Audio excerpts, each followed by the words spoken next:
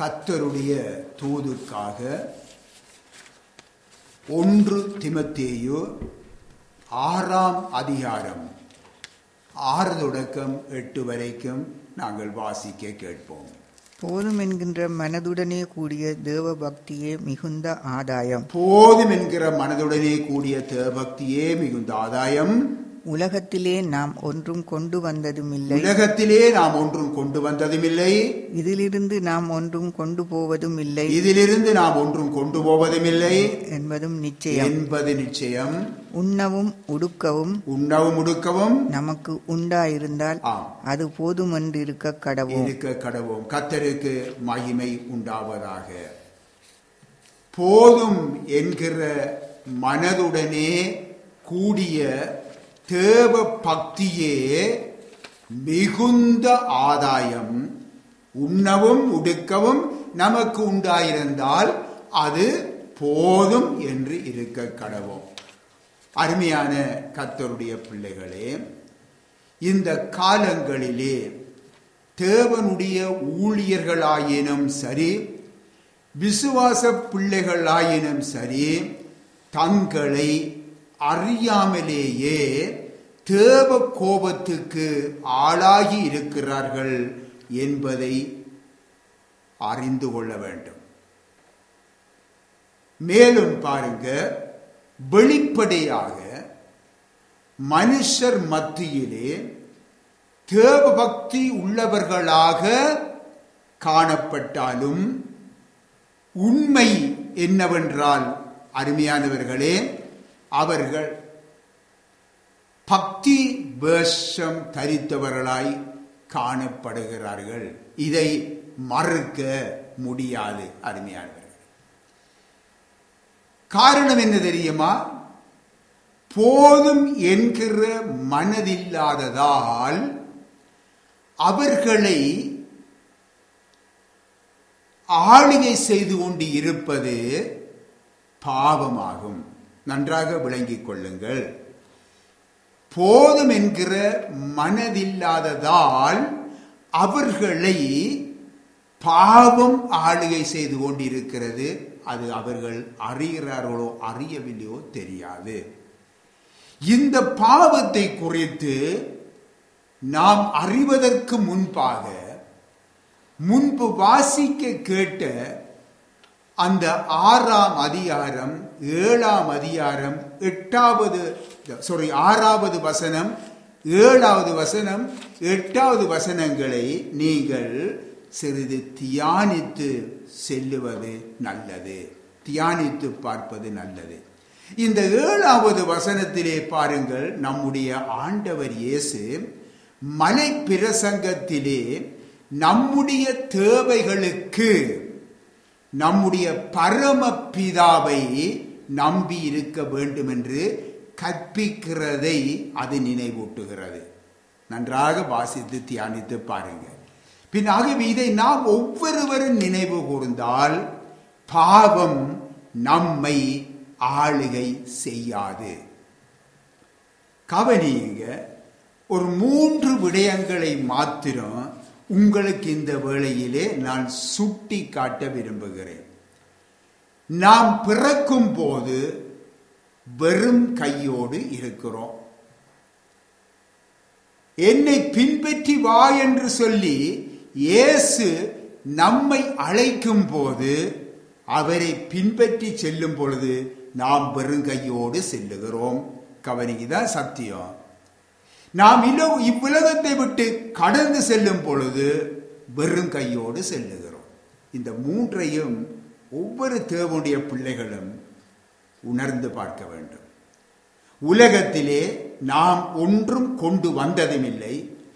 இதிலிருந்து நாம் ஒன்றும் கொண்டு போவதும் இல்லை. அருமையானவர்களே, இது நிச்சயம். இந்த வாக்கியத்தை நாம் எப்பொழுதும் நினைவு கூறுகிறவர்களாய் இருக்க வேண்டும். இப்படி இருக்க பாருங்க, போதும் என்கிற மனது இல்லாமல் இன்றைக்கு தேவ பக்தியை இன்றைக்கு ஆதாய தொழிலாக கொண்டிருக்கிற இப்படிப்பட்டவர்களை நாம் விட்டு விலக வேண்டும் என்று சொல்லி பரிசுத்த ஆவியானவர் சொல்லுகின்றார். சில பேர் சொல்லுகிறார்கள் பாருங்க. பரிசுத்தாவியானவர் சொல்லுவதை ஒரு உரத்தை வைத்துவிட்டு சொல்லுவார்கள், நாங்கள் அவர்களுக்காக ஜெபிப்போம் பிரதர், அவர்களுக்காக ஜெபிப்போம் சிஸ்டர் என்று சொல்லுவார்கள். அருமையானவர்களே, பரிசுத்த ஆவியானவர் விட்டு விலகென்று சொன்னதை நாம் விட்டு விலக வேண்டும். அவர்களுக்காக ஜெபி என்று சொன்னால் ஜெபிக்க வேண்டும். அதை விட்டு நாம் கர்த்தருக்கு ஆலோசனை சொல்லுகிறவர்களாக மாறிவிடக் கூடாது. ஆகவே இது பரிசுத்த ஆவியானவர் சொல்லுகிறார். ஆகவே இதற்கு நாம் கீழ்ப்படியாமல் அவர்களுடனும் அவர்களது சபை ஐக்கியத்துடனும் இன்னும் நாம் வாஞ்சிப்பவர்களாக, அந்த ஐக்கியத்தை வாஞ்சிப்பவர்களாக இருப்போமாயின் அவர்களை நாம் என்னென்று சொல்லுவது? சிந்தித்து பாருங்கள். இதை நீங்கள் ஒவ்வொருவரும் தான் சிந்தித்து பார்க்க வேண்டும். இந்த உலக அரசியலை ஒரு விசை கவனிங்க. நீங்க பொதுவாக இன்றைக்கு நீங்கள் நம்முடைய தேசத்தில செய்திகள் எல்லாம் கேட்டுக்கொண்டு இருப்பீங்க. அதை கேட்க இல்லைன்னு சொல்றவர்கள் இல்லை, எல்லாரும் கேட்டுக்கொண்டிருப்பீங்க. நம்முடைய உலக அரசியலை, இலங்கை அரசியலை பார்ப்போமே. பாருங்க, ஒருவர் பாருங்க, உலக அரசியலுக்கு வரும் பொழுது அவர்கள் என்ன செய்கிறார்கள்? வரும் முன்பு அவர்கள் வெறும் கையராய் வருகிறார்கள்.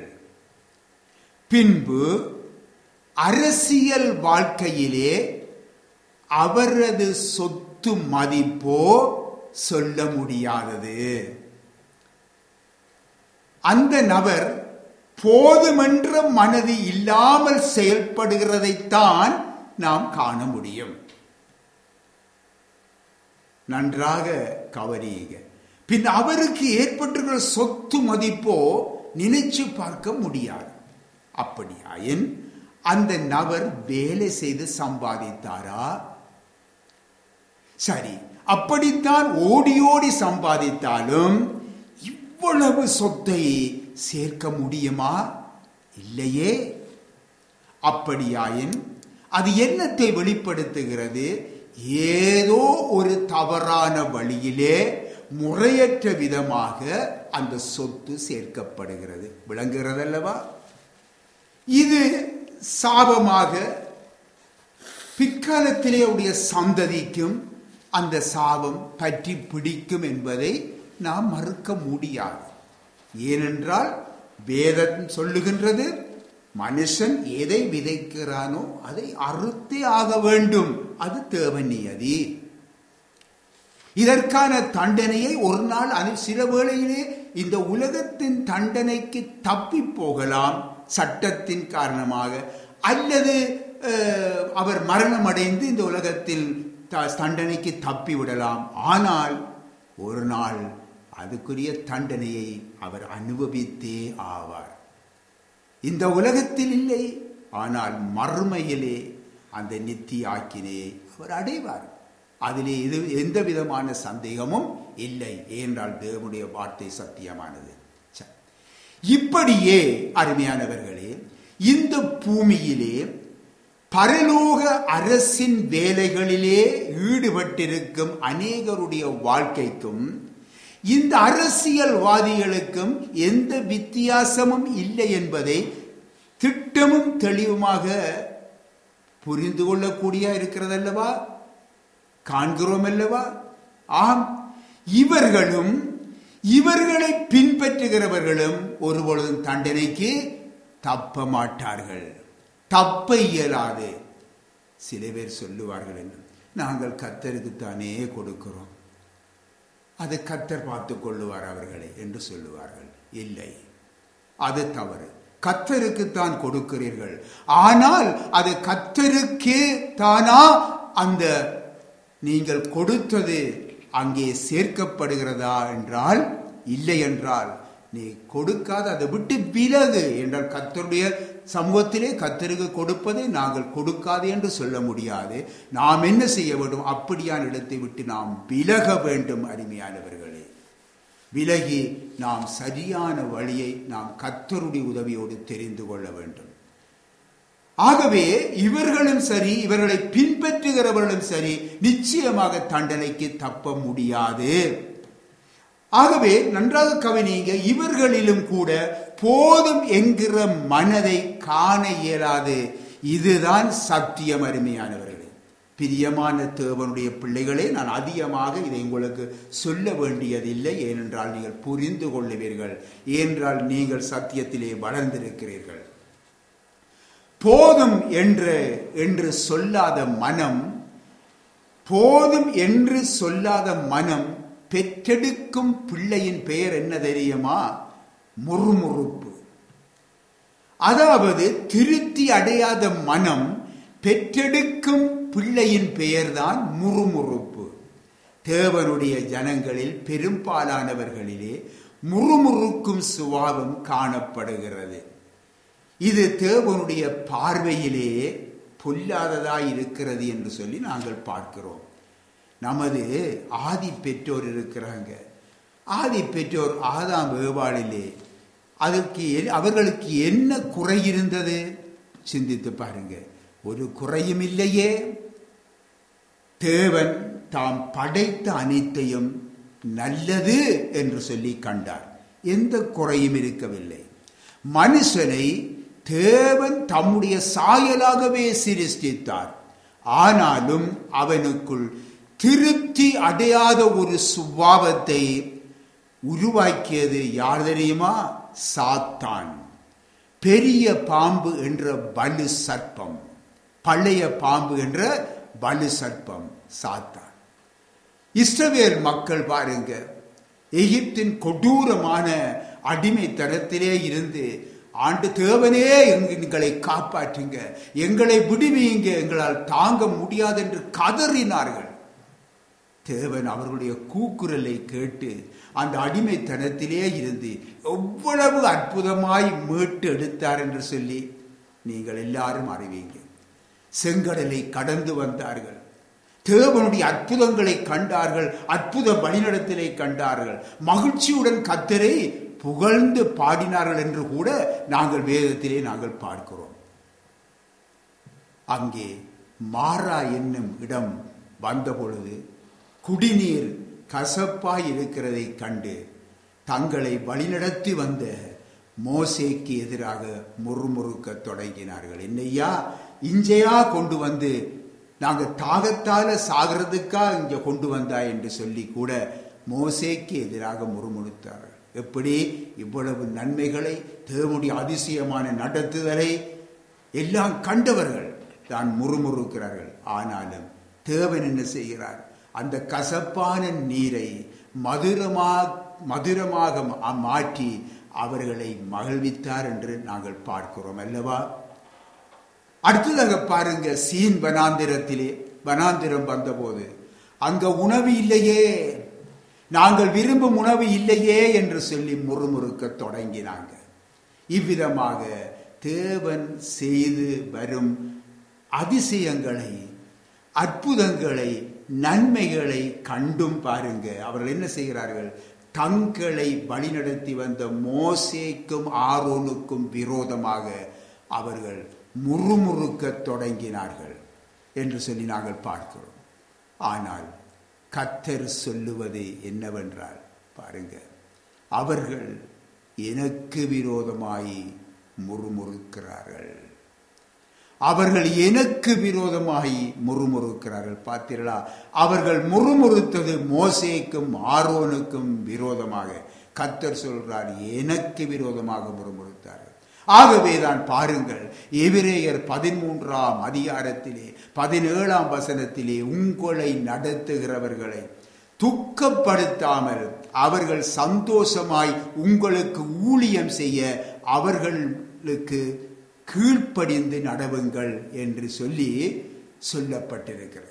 பின்னாகவே முதலாவது உங்களை நடத்துகிறவர்கள் சரியான சத்தியத்தின் பாதையிலே அவர்கள் திருப்தி உள்ளவர்களாயிருந்து நடத்துகிறார்களா என்பதை நீங்கள் முதலிலே அறிய வேண்டும். ஏனென்றால் நான் பல தடவைகள் சொல்லியிருக்கிறேன், இந்த உலகத்தில்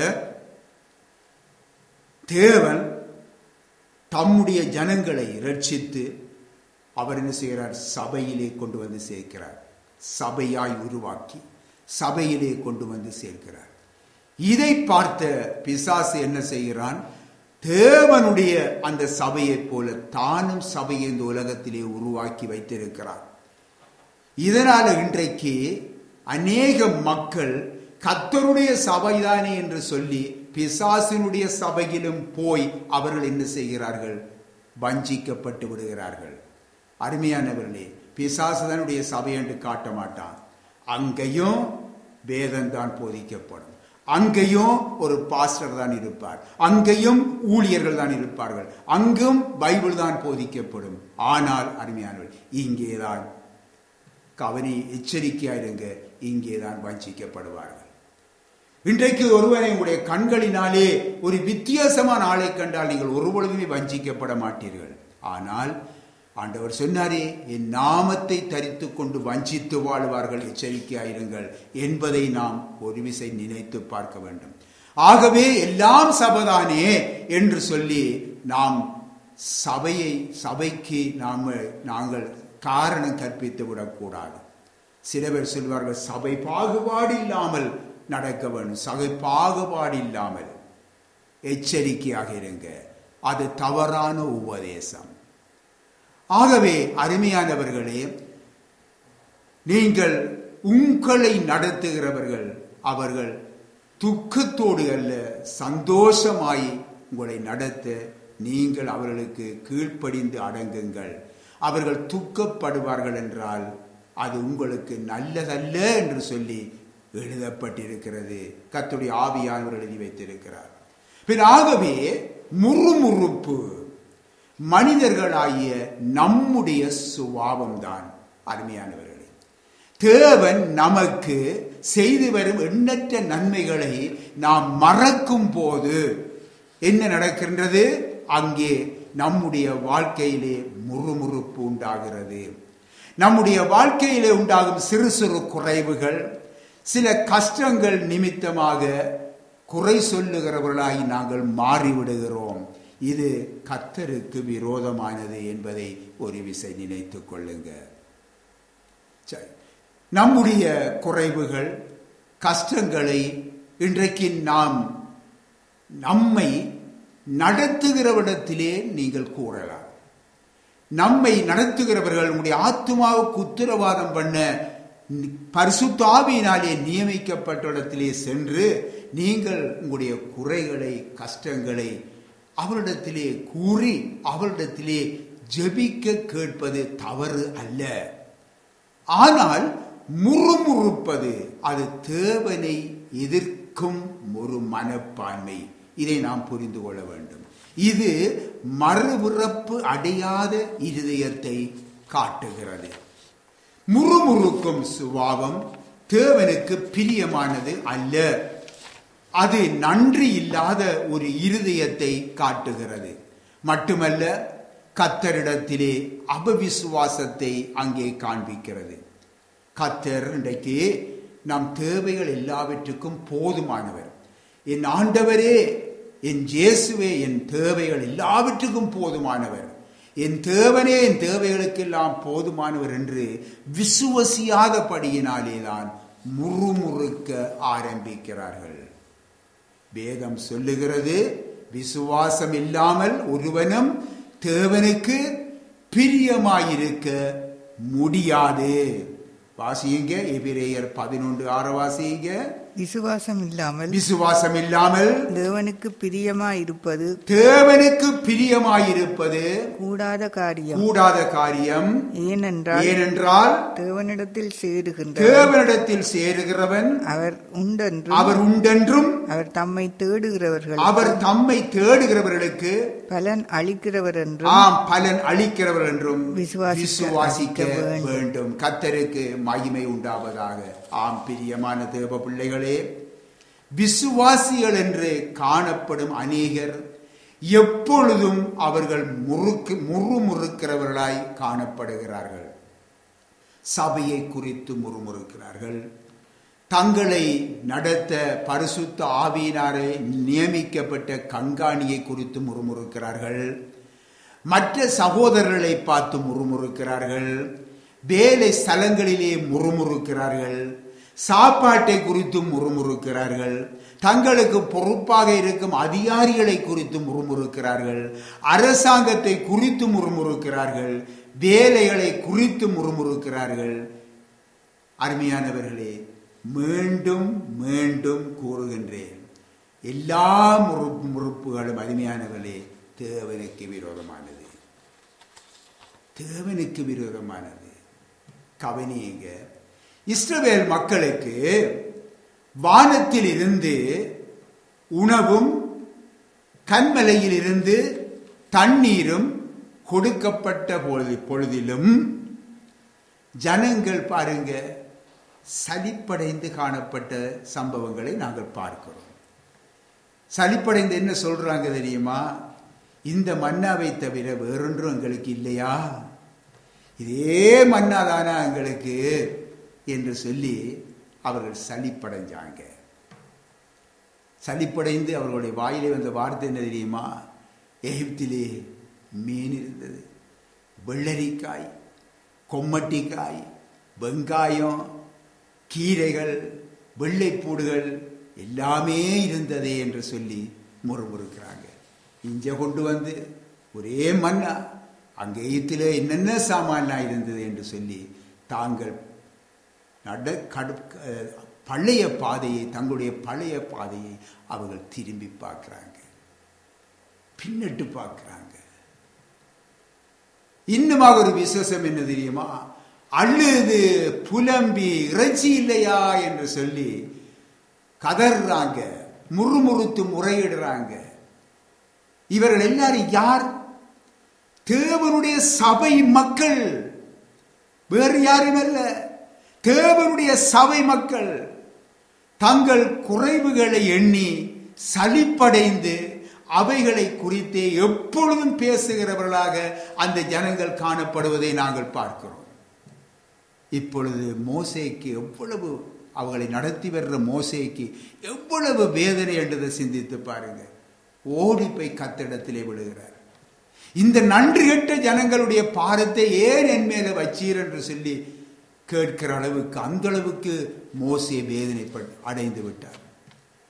எகிப்தின் அடிமைத்தனத்திலே இருந்து, இன்னுமாக உளியான சேற்றிலே இருந்து இவர்களை இழுத்து எடுத்தீரே, எவ்வளவு அதிசயங்களை செய்தீங்க, எவ்வளவு நன்மைகளை இவங்களுக்கு செய்தீங்க. ஆனால் எல்லாவற்றையும் ஆண்டவரே தேவனே இவங்கள் மறந்து குறைவுகளையே அறிக்கையிட்டு கொண்டே இருக்கிறாங்க, முறுமுறுத்து கொண்டே இருக்கிறாங்க. முன்னே அடிமைத்தனம் எவ்வளவு மேலானது என்று சொல்லி கூட அவங்க சொல்லுறாங்க. ஆண்டவரே இப்பொழுது இறைச்சி கேட்டு கத்துறாங்க. நான் இந்த வனாந்திரத்தில் எங்க போவேன் இறைச்சிக்கு? இந்த நன்றி கெட்ட ஜனங்களுடைய முறுமுறுப்புகளை கேட்க முடியாமல் கத்திரிடத்திலே போய் அழுது புலம்புகிறார் அவங்களை வழிநடத்துகிற மோசே. அப்பொழுது கர்த்தர் இந்த ஜனங்களுடைய திருப்தி அடையாத நிலையையும் முறுமுறுப்பையும் குறித்து வேதனை அடைந்தார். சிந்தித்து பாருங்க. வேதனை அடைந்து கடைசியா மோசையை பார்த்து என்ன சொன்னார்? மோசே, நீ போய் அவளிடத்தில் சொல்லு, எகிப்து வாழ்க்கையெல்லாம் எங்களுக்கு சௌக்கியமா இருந்தது என்று சொல்லித்தான் நீ சொல்றீங்களே, நீங்க சாப்பிடும்படி கர்த்தர் உங்களுக்கு இறைச்சி அருவார். ஒரு நாள் அல்ல, 2 நாள் அல்ல, 5 நாள் அல்ல, 10 நாள் அல்ல, 1 மாதம் வரைக்கும் உங்களுக்கு சாப்பாடு தருவார், இறைச்சி தருவார். மட்டுமல்ல, இன்னொன்று சொல்லிடுறாரு தெரியுமா? மூக்காலே புறப்பட்டு உங்களுக்கு தெவிட்டி போகும் வரைக்கும் நீங்க சாப்பிடுவீங்க என்று சொல்லி, கர்த்தராகிய நான் செய்த நன்மைகளை எல்லாம் மறந்து கர்த்தருடனான அவருடைய சபையுடனான வாழ்க்கை உங்களுக்கு சலித்து விட்டதெல்லாம் நீங்க சலிக்க தேவையில்லை, உங்களுக்கு தருவேன் என்று சொல்லி அவர் சொல்லி அனுப்புகிறார். அந்நிய வாழ்க்கையே அந்த வாழ்க்கையே உங்களுடைய, அந்த வாழ்க்கையிலே உங்களுடைய இருதயம் மகிழ்ந்திருக்கிறது அல்லவா என்று சொல்லி இந்த செய்தியை கொடுத்து இறைச்சியை அவர்களுக்கு அள்ளி கொடுத்தார். இறைச்சி அவர்களுக்கு அள்ளி கொடுத்தார். என்ன நடந்தது பாருங்க. அந்த சபையார் மூக்காலே புறப்படும் வரைக்கும், அவர்கள் தெவிட்டு போகும் வரைக்கும் அவர்கள் சாப்பிட்டார்கள் என்றுதான் பார்க்கிறோம். சாப்பிட்டு என்ன செய்யறாங்க? அந்த சபையாக்கள் எல்லாரும் இருந்து பல்லு குத்துறாங்க. ஏண்டா சாப்பிட்டுட்டுலாம் இறைச்சியெல்லாம் பல்லுக்குள்ள இருக்கவே குத்துறாங்க. அப்பொழுதே கர்த்தருடைய கோபம் அவங்கள் மேல் இறங்கியது என்று பார்க்கிறோம். கர்த்தருடைய கோபம் அவங்கள் மேல் இறங்கியது. இச்சித்தந்தி ஜனங்கள் எல்லாரும் செத்தாங்க என்று சொல்லி பார்க்கிறோம். யார்? புறஞ்சாதியா? இல்ல, சபையார். பிரியமான தேவனுடைய பிள்ளைகளே, இப்பொழுது உங்களை ஆராய்ந்து பாருங்க.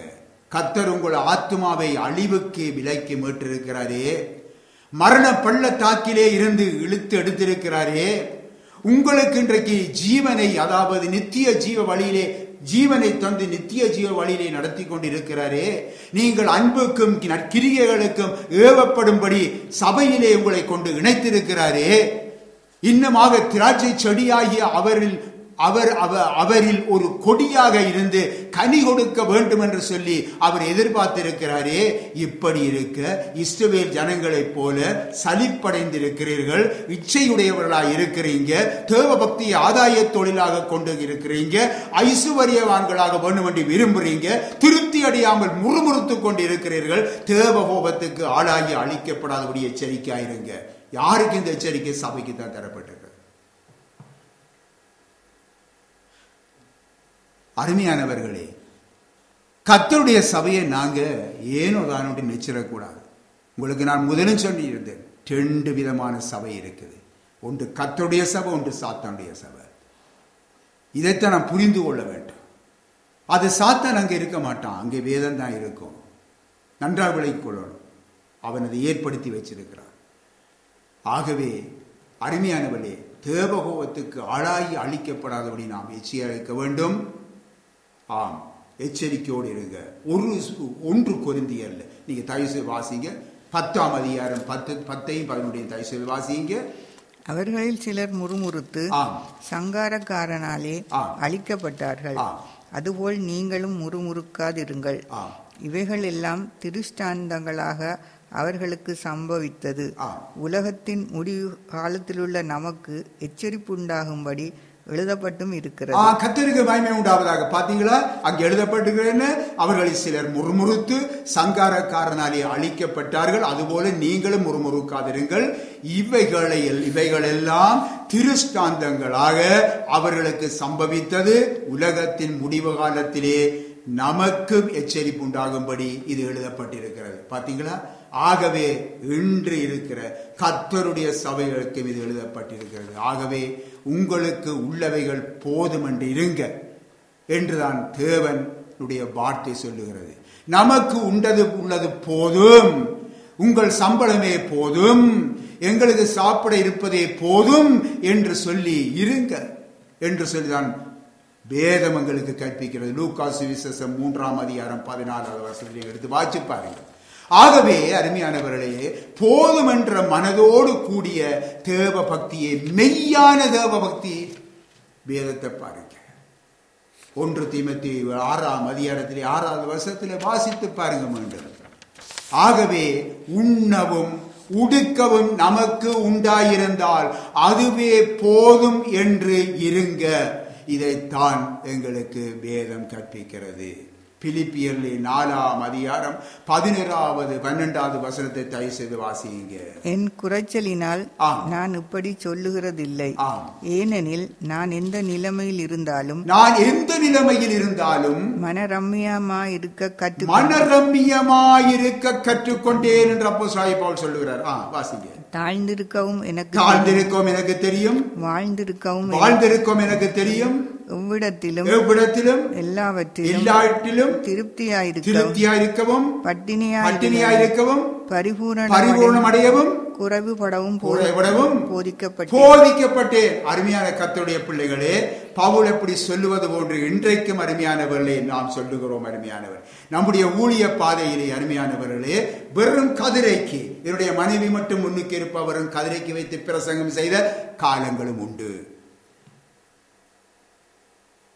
ஆகவே அது இன்னுமாக பார்க்கும்போது 200, 250 பேர், 300 பேர் இருந்த இடத்திலும் தேவனுடைய வார்த்தையை சொல்லும்படியாக தேவன் அனுப்பின காலங்களும் உண்டு. தேவன் எல்லாவற்றிலும் நம்மை வழி நடத்தினார், பயிற்றுவித்தார். வாழ்ந்திருக்க எந்த குறைச்சலில் நான் சொல்லுவதில்லை. ஏனெனில் நான் எந்த நிலைமையிலும் மனரம்யமாயிருக்க கற்றுக்கொண்டேன். தாழ்ந்திருக்கோம் எனக்கு தெரியும், வாழ்ந்திருக்கோம் எனக்கு தெரியும். இவ்விடத்திலும் எல்லாவற்றிலும் திருப்தியாய் இருக்கவும், பட்டினியாய் இருக்கவும், பரிபூர்ணம் அடையவும், குறைவுபடவும் போதிக்கப்பட்டேன் என்று சொன்னது போன்று நம்முடைய வாழ்க்கையிலும் தேவன் போதிச்சார். அருமையானவர்களே,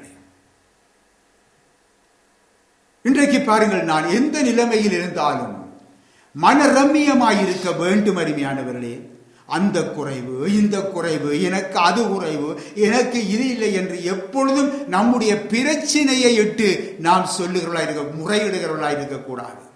எப்பொழுதும் சிலர் பாருங்க தம்முடைய பிரச்சனைகளை இட்டு எப்பொழுதும் முறைப்பட்டு கொண்டே இருப்பாங்க. அதை முறையிட்டு கொண்டிருக்காமல் தேவனை மகிமைப்படுத்தி வாழ கற்றுக்கொள்ள வேண்டும். ஒருவர் உண்மையாகவே ரட்சிக்கப்பட்டவர் என்றால் இவ்வுலகம் அவனிடத்திலே நீ போகலாம் என்று சொல்லி கூறி வழி அனுப்பி வைக்கிறது. நன்றாக இந்த சத்தியத்தை, இந்த வார்த்தையை புரிஞ்சு கொள்ளுங்க. இந்த அதாவது ஒருவர் ரட்சிக்கப்பட்டவர் என்றால் அருமையானவர்களே, இந்த உலகமானது அவனிடத்திலே நீ போகலாம் என்று கூறி வை சொல்லி அனுப்பிவிடுகிறது. நாம் வந்த பிறகும், ரட்சிக்கப்பட்ட பிறகும் இந்த உலகத்தை குறித்தும் உலகத்தின் சந்தோஷங்களை குறித்தும் நாம் குறைவில்லாமல் இருக்க வேண்டும் என்று நாங்கள் நினைக்கிறோமோ? நான் ரட்சிக்கப்படையவில்லை. இதை நாம் புரிந்து கொள்ளுங்க. நாம் ரட்சிப்படையவில்லை. ஆனால் பாருங்கள், உலகத்தையும் அதன் ஆசை இச்சைகளையும் நீங்கள் உங்களுடன் வைத்திருந்தால் நீங்கள் தேவனுக்கு பகைஞர்களாயிருக்கிறீர்கள். இது சத்திய வேதம் சொல்லுகிறது. நம்முடைய சுயம், அதாவது சொல்லுவார்கள் பிறவி குணம் என்று சொல்லுவார்கள், பிறவி குணம் என்று சொல்லுவார்களே, அது இன்னும் சிலுவையிலே அறையப்பட வேண்டும். இல்லை என்றால் அதுவே நம்மை ஆளுகை செய்யும். அவ்வளவுதான். இதை புரிந்து கொள்ளுங்க. அப்படியாயின் கர்த்தர் இயேசு நம்மை ஆளுகை செய்ய மாட்டார். ஏனென்றால் நம்மை ஆளுகை செய்கிறது வேறு. அதனால அவர் நம்மை ஆளுகை செய்ய மாட்டார். இதை சிந்தித்து பாருங்க. அப்போஸ்தலனாகிய பவுலுடைய சாட்சியை வாசிக்க கேட்போம். கலாத்தியரிலே 6ஆம் அதிகாரம் 14வது வசனத்தை தயவு செய்து வாசிங்க. நானோ நம்முடைய கர்த்தராகிய இயேசு கிறிஸ்துவின் சிலுவையை குறித்தே அல்லாமல், நானோ நம்முடைய கர்த்தராகிய இயேசு கிறிஸ்துவின் சிலுவையை குறித்தே அல்லாமல் வேறொன்றையும் குறித்து மேன்மை பாராட்டாதிருப்பேனாக. அவரால் உலகம் எனக்கு சிலுவையில் அறையுண்டிருக்கிறது. நானும் உலகத்துக்கு சிலுவையில் அறையுண்டிருக்கிறேன். கர்த்தருக்கு மகிமை உண்டாவதாக. இன்றைக்கு நம்முடைய மேன்மை பாராட்டல் எது அருமையானவர்களே? கர்த்தராகிய இயேசு கிறிஸ்துவின் சிலுவை மாத்திரம். இதை குறித்து தான் நாம் மேன்மை பாராட்ட வேண்டும். அடுத்தது பாருங்க, அவரால் இயேசு கிறிஸ்துவினால் உலகம் எனக்கு சிலுவையிலே அறையுண்டிருக்கிறது. நானும் உலகத்துக்கு சிலுவையில் அறையுண்டிருக்கிறேன். இதுதான் அருமையானவர்களே, ஒவ்வொரு தேவனுடைய பிள்ளைகளுக்கும் அனுபவமாயிருக்க வேண்டும். இதுதான் அனுபவமாயிருக்க வேண்டும். ஆகவே அருமையானவர்களே, இதுவரைக்கும் நீங்க கேட்ட தேவனுடைய வார்த்தையின்படி இறுதியாக சொல்லுகின்ற வார்த்தை இதுவே நம் ஒவ்வொருவருடைய அனுபவமாகட்டும். ஆமென்.